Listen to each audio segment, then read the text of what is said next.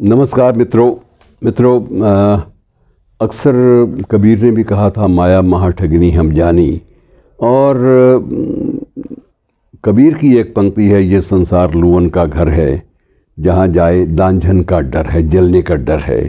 तो मित्रों, अब दार्शनिक ज़्यादातर आप जिनको भी पढ़ेंगे, पुराने दार्शनिक हैं या आधुनिक काल के भी हैं या विचारक लोग हैं, वो कहते हैं कि ये संसार जो है सारा का सारा भ्रम है।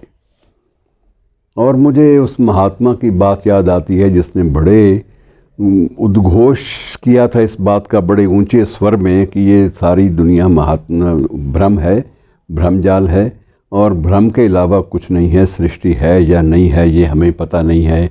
ये आकाश ये है या नहीं है, या सिर्फ रंगों का भ्रम है, इस बात का भी कोई पता नहीं है।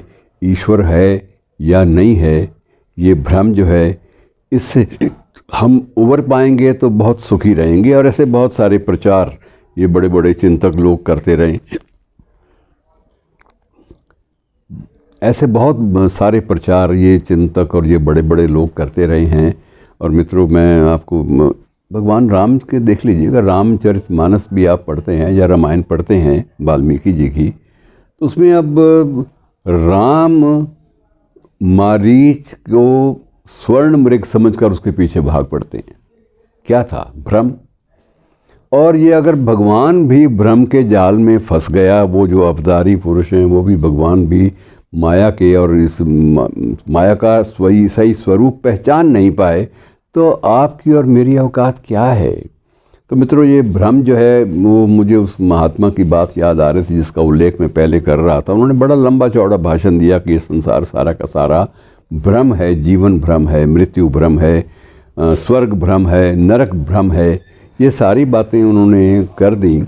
लेकिन उसके बाद सबसे बड़ा संकट इस बात का आ गया कि थोड़ी देर में या एक आध दिन के बाद, या कहते हैं कि उस वक्तव्य के दौरान ही उनको एक संदेश मिला कि तुम्हारे सगे भाई का देहांत हो गया है। वो फूट फूट कर रोने लगे।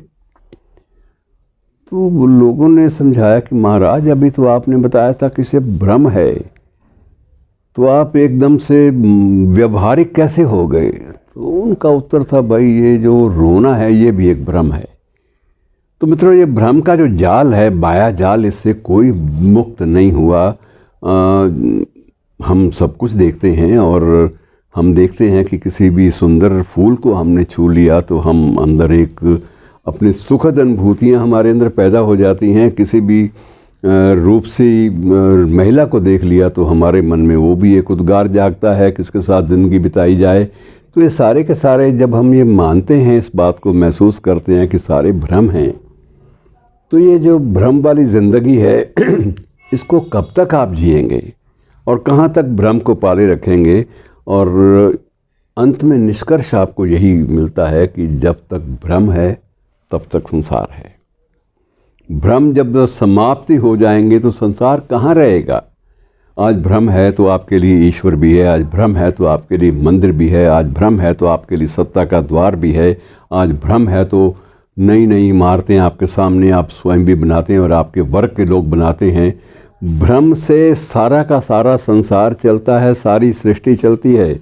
इसलिए मानकर चलिए कि भ्रम जब तक है तब तक संसार है और इस भ्रम से मुक्ति नहीं मिल सकती। आप सुख में भी दुख में भी आप तरह तरह के अलग अलग भाव देते हैं और वो भाव आम इंसान के लिए एक जैसे होते हैं। दुख में आदमी रोता है, सुख में आदमी हंसता है, मुस्कुराता है, गाता है। अगर आप इन सब को भ्रम मान लेंगे तो मित्रों, शेष क्या बचेगा आपके जीवन में? इसलिए मानकर चलिए कि भ्रम बहुत ज़्यादा गंभीरता से लिया जाने वाला विषय नहीं है। यदि ये होगा तो आपके सामने जो भी आएगा अपने आप हथियारों से उसके ऊपर गोलियों के चला देंगे कि ये सारा ज़िंदगी तो भ्रम है, क्या पड़ा है इन बातों में। और गीता में जब भी आप गीता के उपदेश को सुनते हैं तो अंत में तर्क के रूप में कृष्ण जी को भी ये कहना पड़ा कि भाई, मरने वाला भी तू नहीं है, वो भी मैं हूँ। मारने वाला भी तू नहीं है, वो भी मैं हूँ। मरने और मारने का ये खेल जो है, ये सारा का सारा मेरा अपना रचाया हुआ है। इसलिए तुम भ्रम में न पड़ो, उठो, शस्त्र उठाओ और अपने शत्रुओं का दमन करो।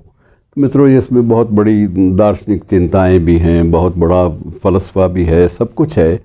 लेकिन ये मानकर चलिए कि ये संसार, अगर भ्रम ना होते तो ये संसार ना होता। भ्रम है तो संसार है। शुक्रिया।